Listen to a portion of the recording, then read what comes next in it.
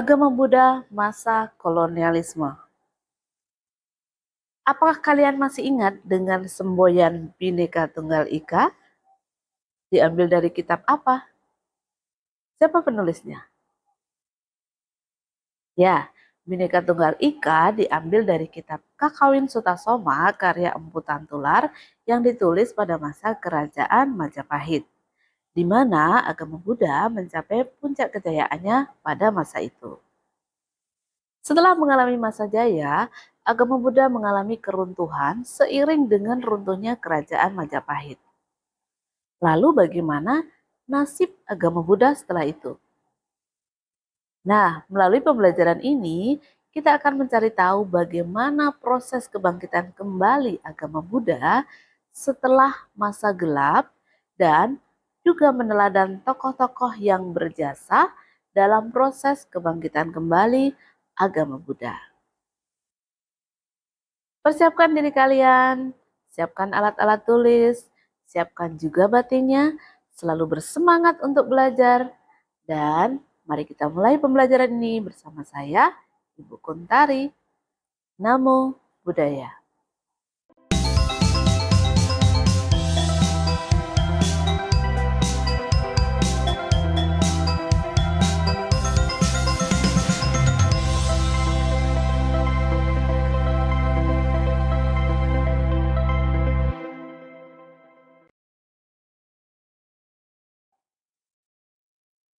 Keruntuhan Kerajaan Majapahit juga berdampak pada runtuhnya pilar-pilar kejayaan agama Buddha di Nusantara atau Indonesia.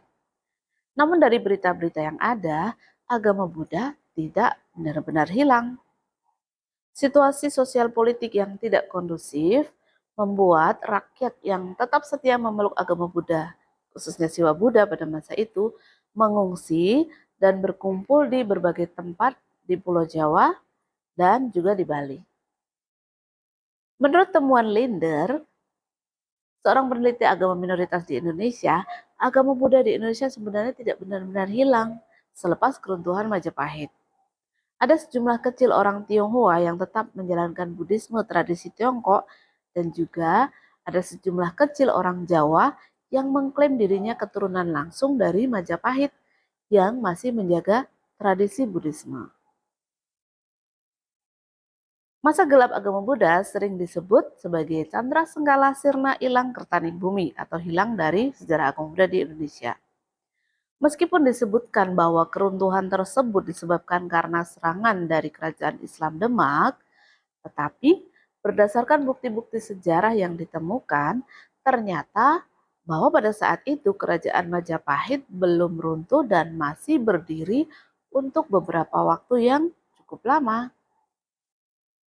Pada akhir masa kejayaan kerajaan-kerajaan Islam, bangsa Eropa mulai masuk dan Nusantara memasuki zaman kolonial atau penjajahan oleh bangsa Portugis dan Belanda. Pada masa Belanda menjajah, beberapa daerah di Indonesia hanya dikenal 3 agama, yaitu agama Kristen Protestan, Katolik, dan Islam. Agama Buddha tidak disebut-sebut, meskipun pada waktu itu Candi Borobudur telah kembali ditemukan, yaitu pada tahun 1814 oleh Sir Thomas Stamford Raffles, Gubernur Jenderal Britania Raya di Jawa. Dengan demikian, agama Buddha dianggap sudah sirna di bumi Indonesia, namun masih ada dalam hati sanubari bangsa Indonesia. Agama Buddha masih tetap terasa antara ada dan tiada.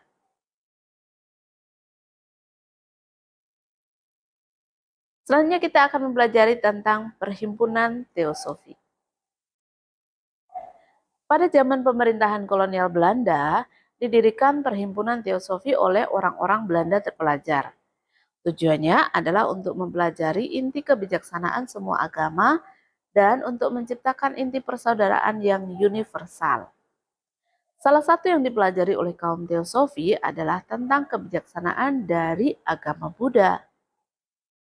Sejak saat itu, agama Buddha mulai dikenal kembali, dipelajari, dan dihayati melalui ceramah-ceramah dan juga praktek meditasi di berbagai kota di Indonesia. Ada di Jakarta, di Bandung, Medan, Yogyakarta, Surabaya, dan kota lainnya. Perhimpunan Theosophy atau Theosophical Society didirikan di New York oleh H.P. Blavatsky dan Henry Steele Olcott pada September 1875.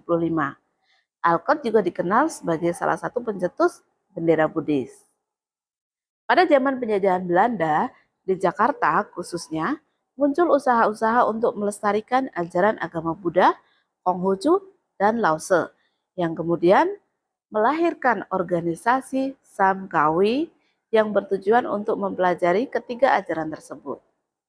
Nah, dari sinilah kemudian lahir penganut agama Buddha yang dalam zaman kemerdekaan bangkit dan berkembang.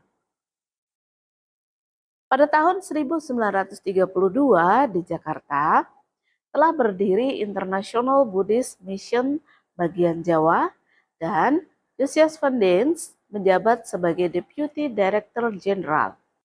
Setahun sebelum berdirinya International Buddhist Mission bagian Jawa, tepatnya tahun 1931 di Jakarta, terbit majalah Mustika Dharma yang dipimpin oleh Kwi Tek Hoi. Edisi perdananya pada April 1932 memuat artikel Buddhis berjudul Pekerjaannya Buddha Gotama di Zaman Sekarang. Majalah Mustika Dharma berjasa dalam menyebarluaskan kembali agama Buddha sehingga agama Buddha mulai dikenal, dimengerti, dihayati, dan juga diamalkan dalam kehidupan. Atas prakarsa dari Kwi Tek Hoi, kemudian lahir organisasi Samkau, organisasi yang memelopori kebangkitan agama Buddha di Indonesia, di samping Perhimpunan Teosofi Indonesia dan Pemuda Teosofi Indonesia. Kebangkitan kembali agama Buddha di Indonesia ini dipelopori oleh Te Bon An yang kemudian dikenal sebagai Yang Mulia Asin di Narakita dan juga ada Kwi Tek Hoi pada masa Hindia Belanda. Keduanya adalah tokoh utama perkumpulan teosofi pada masa Hindia Belanda. Nah, organisasi lain pada zaman penjajahan yang berperan dalam kebangkitan agama Buddha di Indonesia adalah Jawa Buddhist Association. Organisasi ini menerbitkan majalah Namo Buddhaya dalam bahasa Belanda dan banyak menarik perhatian dan juga minat orang-orang China. Kemudian pada tahun 1932, Kwi Tek Hoi membantu Sam Kau Hui atau Tridharma atau tiga ajaran yang anggotanya terdiri atas penganut agama Buddha, Konghucu, dan Lause.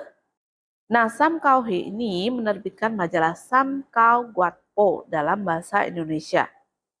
Tujuan organisasi ini pada dasarnya adalah untuk mencegah orang-orang Tionghoa dan keturunan Tionghoa untuk menjadi penganut ajaran agama lain.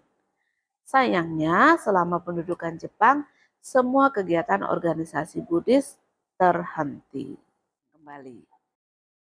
Selain sisi negatifnya, masa penjajahan atau kolonialisme juga membawa sebuah dampak positif bagi kebangkitan agama Buddha melalui tokoh dari kalangan terpelajar yaitu Kwi Tek Hoi dan Asin Jinarakita yang kemudian menjadi biksu pertama di Indonesia. Selain itu, kedatangan Biku Narada juga memperkuat semangat kebangkitan kembali agama Buddha di Nusantara. Nah, apakah kalian sudah mendapatkan inspirasi dari pembelajaran ini? Hal-hal apa yang bisa kalian teladan dari mereka? Jika kalian belum paham, coba baca kembali materinya, tonton ulang videonya. Setelah itu, kerjakan aktivitas latihan atau penilaian. Nah, jika kalian sudah paham, sudah selesai mengerjakan latihan, silakan lanjutkan ke pembelajaran berikutnya. Jangan lupa untuk selalu memperkaya pengetahuan dengan banyak membaca dan belajar hal-hal baru. Sampai sata Bhavantu Sukhitata. Semoga semua makhluk hidup berbahagia. Sadu, sadu, sadu. Namo Buddhaya.